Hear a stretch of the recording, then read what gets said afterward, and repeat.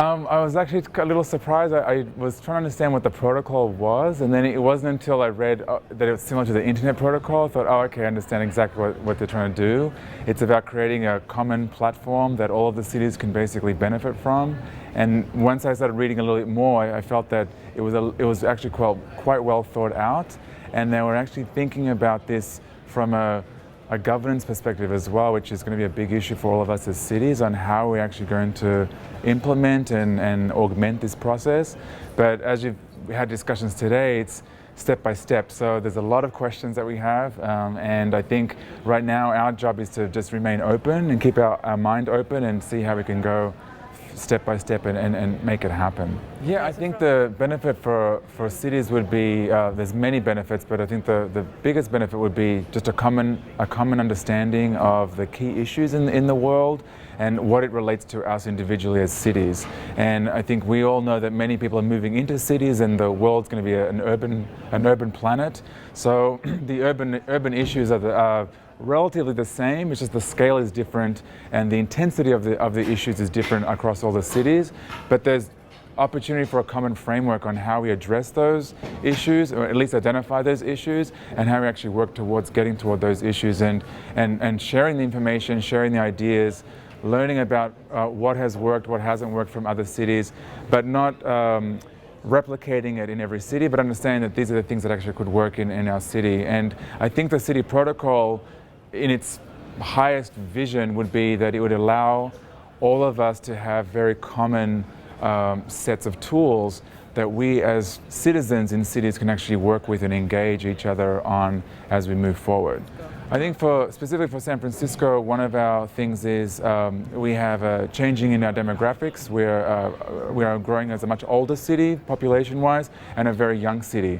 We're a very rich city and a very poor city. So there's a polarization happening on many accounts, and use of our resources is getting very challenged. We're a very confined city, so how we grow, it has to be much more thought out in terms of our population, our density, our jobs, our economy.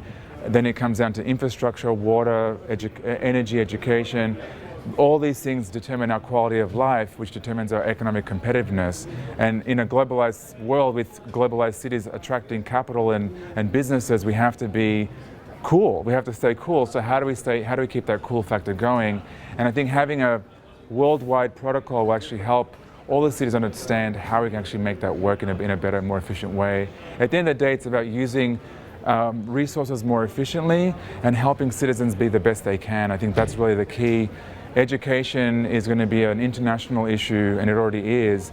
And if we can share using technology and other social media forums, it's going to help everybody connect in ways that we can't even imagine right now. So that's why we're keeping our mind open, because we've got a lot of questions about it, but I think step by step we'll get there. I think we have a smart cities fatigue. There's been a lot of questions about smart cities, and we get invited to this city and that city, and while it's great to go there and see what they're doing, I think the best thing that we learn is that all the cities are struggling right now with finances, with social infrastructure, and with physical infrastructure. And my message to the bigger organizations, whether it's government or companies, etc., is let's collaborate together and try and develop deep partnerships where the outcome may not be a new device that we buy, but the outcome may be that the roles of city, government, and community is much clearer, and the responsibilities are much clearer as well, so that we come with a common understanding that as government, this is our role, as business, this is your role, and as community, this is your role, so that we all have that social contract of engaging in a city, because a city is not just about buildings and infrastructure, it's about people. And it's not about buying things, it's about interacting and enjoying our life. So I think they're the sort of things that we're looking forward to seeing. Other bigger institutions and organizations, I think they understand it, they see the trends, but it's more of how do you physically engage.